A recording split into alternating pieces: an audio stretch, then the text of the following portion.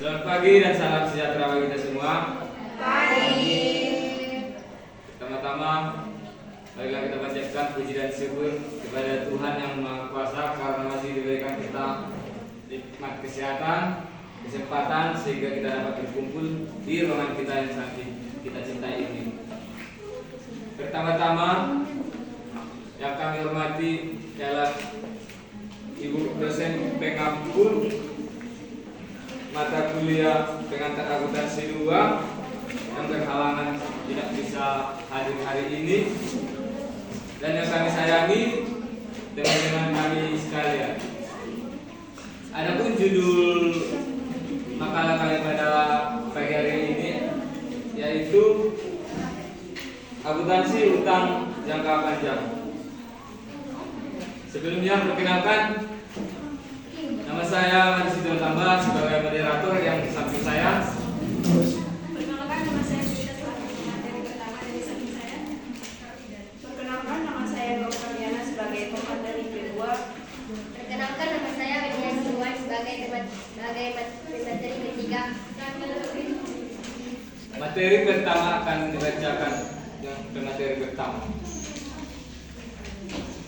Baiklah, di sini kami akan mempresentasikan hasil diskusi kami dengan judul akuntansi utang jangka panjang. Akuntansi utang jangka panjang merupakan suatu produk utang yang memiliki tenggang waktu cukup lama dan berakhirnya bisa sampai 5 sampai 20 tahun. Dan itu tergantung kesepakatan kedua belah pihak antara peminjam dan si pemberi pinjaman. Manfaat utang jangka panjang ini ada 4. Yang pertama, bunga lebih kecil, akuntansi arus kas lebih baik, mengurangi pajak. Dan obligasi ini merupakan suatu utang yang dapat diperdagangkan dengan imbalan kupon.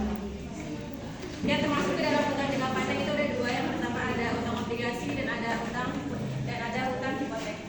Yang utang obligasi ini merupakan diperoleh dengan cara mengeluarkan harga obligasi. Dan utang hipotek ini merupakan mensyaratkan adanya jaminan hak tetap aset tak bergerak sebagai kegunaannya seperti bangunan, tanah, dan rumah. Karakteristik utang obligasi, yang pertama ada surat berharga obligasi merupakan surat berharga bersifat uang, dan yang kedua, kepemilikan obligasi tidak menimbulkan hak suara dalam pengelolaan dalam manajemen perusahaan, dan yang ketiga ada pemilik obligasi akan mendapat keuntungan yang bersifat relatif tetap, dan yang keempat, beban bunga yang dibayarkan oleh pihak penjual obligasi dapat dikurangkan dari perhitungan laba. Ada aset tetap bisa digunakan, mengurangi pajak, arus kas lebih terencana, dan ada bunga lebih kecil. Itu adalah manfaat dari utang jangka panjang yang akan diterima oleh perusahaan yang menjalankan utang jangka panjang. Selanjutnya akan dibacakan oleh pemateri kedua.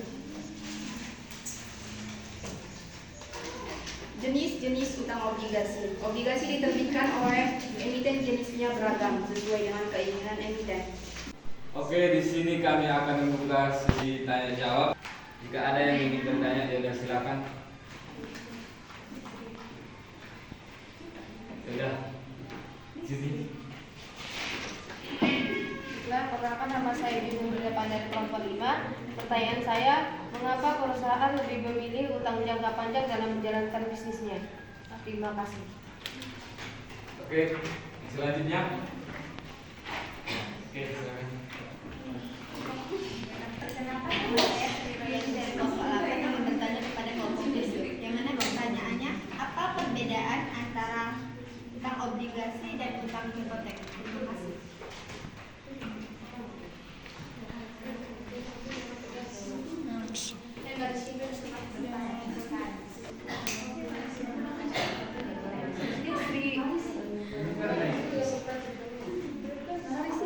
Oke, Juri. Baik, perkenalkan, nama saya Juliana Sarian Simpan dari kelompok 6 ingin bertanya, apa yang menjadi manfaat utama dari menggunakan utang jangka panjang dalam bisnis? Terima kasih.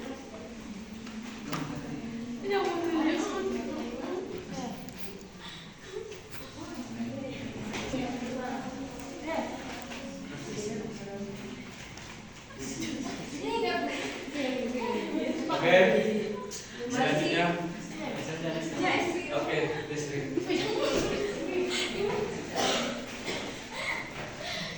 Baik, saya dari kelompok 8 ingin bertanya, bagaimana perusahaan mengelola utang jangka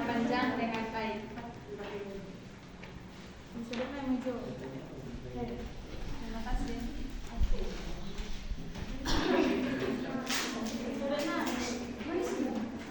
Last, yang terakhir.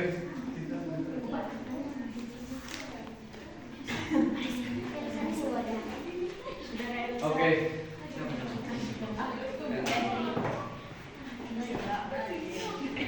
Perkenalkan, nama saya Nelas Kurniani bertanya, apakah utang jangka panjang dapat mengurangi beban pajak?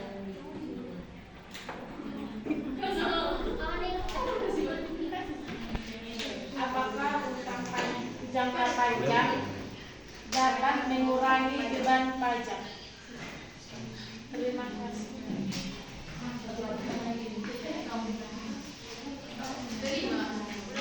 Oke, terima kasih atas pertanyaan-pertanyaan Anda sekalian. Berikan kami waktu sebentar untuk menjawabnya. Kita akan menjawab pertanyaan yang pertama dibawakan oleh pemateri kedua. Silakan. Baiklah, saya akan menjawab pertanyaan dari saudari Destri, yang dimana pertanyaannya, bagaimana perusahaan mengelola utang jangka panjang dengan baik? Yang pertama kan perusahaan dapat mengelola utang jangka panjang dengan baik dengan melakukan beberapa langkah, yaitu membuat perencanaan keuangan yang matang, dan perusahaan perlu membuat perencanaan keuangan yang jelas dan terperinci. Yang kedua, memilih jenis utang yang tepat. Yang ketiga, memantau dan mengelola utang secara teratur, menjaga hubungan baik dengan kreditur, dan menggunakan utang dengan bijak. Apakah jawaban kami dapat diterima? Tidak. Dari Mas Reza. Dari Apakah ada yang ingin menambahkan jawaban?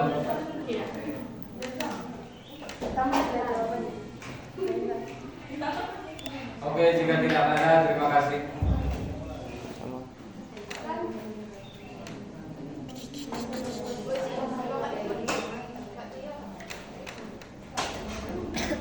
Dan yang selanjutnya kami akan menjawab pertanyaan yang kedua.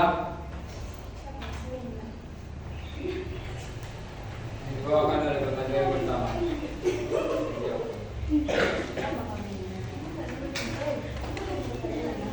Baiklah, saya akan menjawab pertanyaan dari Juni, yaitu mengapa perusahaan lebih memilih hutang jangka panjang dalam menjalankan bisnisnya.